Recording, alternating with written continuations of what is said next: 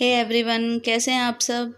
आज हम स्टार्ट कर रहे हैं क्लास 8th का chapter 1 that is rational number. अब रेशनल नंबर की डेफिनेशन तो सबने सुनी होगी। A number which can be written in the form p by q where p and q are integers and q not equal to 0। ये definition तो सबने पढ़ी है, बट मोस्टली बच्चों को कन्फ्यूज़न क्या होता है कि p बाई क्यू की फॉर्म में लिखने का मतलब क्या है। p बाई क्यू की फॉर्म में लिखने का मतलब 4/3। ठीक है, हाँ 4/3 तो रेशनल नंबर है कि ये p हो गया, ये q हो गया, सिंपल। बट जो कन्फ्यूज़न होती है कि मैडम जब 6/3 लिखेंगे, 3 2 जा 6 हो गया, यानी कि 6/3 तो रेशनल नंबर था, बट क्या 2 एक रेशनल नंबर है? हाँ जी, 2 एक रेशनल नंबर है, क्योंकि 2 को मैं 2/1 लिख सकती हूँ। 2 को मैं 2/1 लिख सकती हूँ, इसीलिए 2/1 भी एक रेशनल नंबर हो गया। इसी तरह से जब मेरा नंबर 0 होता है, क्या मैं 0 को 0/1 नहीं लिख सकती? मैं लिख सकती हूँ 0 को 0/1। अगर मैं 0 को 0/1 लिख सकती हूँ, इसका मतलब 0 भी एक रेशनल नंबर हो गया। इसी तरह से अगर मेरे पास -4/2 है और अगर मैं इनकी कैंसिलिंग करने के बाद मेरे पास आ गया -2, तो मैं -2 को -2/1 लिख सकती हूँ। हाँ जी, मैं लिख सकती हूँ। इसका मतलब मेरा -2 यानी कि मेरा नेगेटिव नंबर, वो भी एक रेशनल नंबर हो गया। अब ये सब देखने के बाद अब हमें क्या समझ आया? हमें समझ आया कि मेरे जितने भी नेचुरल नंबर्स हैं, जितने भी मेरे नेचुरल नंबर्स हैं, उन सबको मैं रेशनल नंबर बोल सकती हूँ।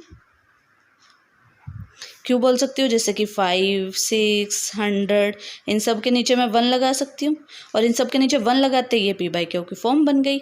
इसका मतलब मेरे सभी नेचुरल नंबर्स क्या हो गए? रेशनल नंबर हो गए। इसी तरह से अगर मेरे पास इंटीजर्स हैं, इंटीजर्स को भी मैं रेशनल नंबर बोल सकती हूँ, क्योंकि मेरे पास -6, -5, इन सब को भी मैं इन सब के नीचे 1 लगा सकती हूँ और ये रेशनल नंबर बन जाएंगे। इसी तरह से क्योंकि हमने अब ऊपर पढ़ा कि 0 को 0/1 लिख सकते हैं, इसका मतलब सभी होल नंबर्स भी रेशनल नंबर्स हो गए। इससे हमें क्या पता चला कि जितने भी नेचुरल नंबर हैं वो सब रेशनल होंगे, इंटीजर्स हैं वो रेशनल होंगे, होल नंबर्स हैं वो भी रेशनल होंगे। बट ये ज़रूरी नहीं है कि सभी रेशनल नंबर्स नेचुरल नंबर होंगे। ऑब्वियस सी बात है, क्योंकि रेशनल नंबर के अंदर तो नेचुरल नंबर्स भी आ गए, इंटीजर्स भी आ गए और होल नंबर्स भी आ गए। Got it? अब रेशनल नंबर की डेफिनेशन समझने के बाद अब हम समझेंगे रोल ऑफ ज़ीरो। ज़ीरो का क्या रोल है? ज़ीरो जनरली क्या होगा? एडिटिव आइडेंटिटी होगी। एडिटिव आइडेंटिटी कैसे होगी? हमें पता है कि जब भी मैं किसी नंबर के अंदर अगर ज़ीरो ऐड करती हूँ तो क्या होगा? The result is the number itself, वो नंबर खुद ही होगा। इसका मतलब किसी भी नंबर में जब हम ज़ीरो को ऐड करेंगे तो वो नंबर खुद आ जाएगा। इसी तरह से यानी कि p बाई क्यू में अगर मैं ज़ीरो ऐड करूँगी तो क्या होगा? p बाई क्यू आएगा। इसका मतलब ज़ीरो क्या है? Zero is the additive identity of numbers. Okay, the next is role of 1। 1 का क्या रोल होता है? 1, अब जब मैं किसी भी नंबर को 1 से मल्टीप्लाई करूँगी, जब मैं किसी भी नंबर को 1 से मल्टीप्लाई करूँगी तो the answer is the number itself. इसी तरह से जब मैं किसी रेशनल नंबर को 1 से मल्टीप्लाई करूँगी तो भी क्या होगा? Number itself. इसका मतलब क्या हुआ? 1 is the multiplicative identity of rational numbers, 1 is the multiplicative identity and 0 is the additive identity of numbers।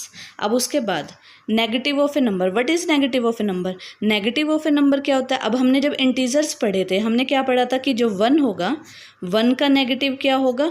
-1, और -1 का नेगेटिव होगा 1। यानी कि कोई भी एक नंबर अगर मैं उसमें एक नंबर ऐड करूं and the result is zero यानी कि एडिटिव आइडेंटिटी, तो वो नंबर क्या होगा? वो नंबर होगा नेगेटिव ऑफ दैट नंबर। यानी कि a में अगर मैं -a ऐड कर दूं और 0 आ जाता है तो -a क्या होगा? Negative of A number. इसी तरह से अगर मान लो मेरे पास 4/3 है तो 4/3 का नेगेटिव या एडिटिव इन्वर्स क्या होगा? -4/3। यानी कि जब 4/3 में मैं -4/3 को ऐड कर दूंगी, the result will be 0। It means 4/3 का एडिटिव इन्वर्स या नेगेटिव होगा -4/3।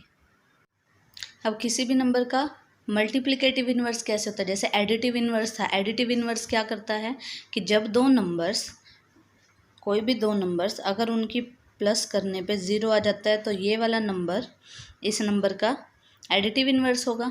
इसी तरह से सेम मल्टीप्लिकेटिव इन्वर्स क्या होगा, कोई भी एक नंबर जब भी उसकी मल्टीप्लाई किसी दूसरे नंबर से करें and the answer will be 1, then this number is known as the multiplicative inverse of this number. यानी कि कहने का क्या मतलब है कि अगर मैं ए की मल्टीप्लाई 1/a से कर देती हूँ तो क्या होगा, a से a कैंसिल आउट हो गया, 1 आ गया। इसका मतलब 1/a मल्टीप्लिकेटिव इन्वर्स हो गया a का, रेसिप्रोकल हो गया।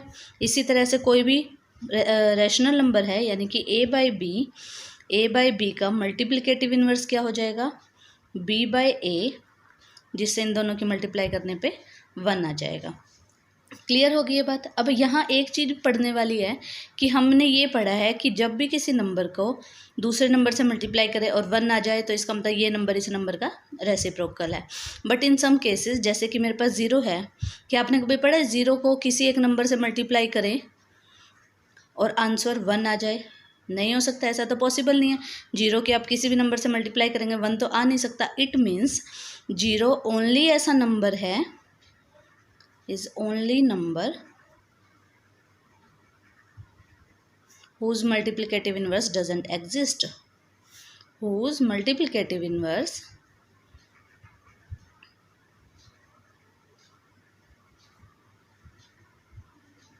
doesn't exist। ओके, समझ आ गया आपको, हमारे सारे पॉइंट्स क्लियर हो गए होंगे। अब ये था हमारी एक इंट्रोडक्शन वीडियो रेशनल नंबर्स की। अब नेक्स्ट वीडियो में हम इसकी एक्सरसाइज डिस्कस करेंगे। वीडियो अच्छी लगी हो तो वीडियो को लाइक कीजिए, थम्स अप का बटन दबाइए, वीडियो को ज़्यादा से ज़्यादा अपने फ्रेंड्स के साथ शेयर कीजिए। Thank you for watching the video.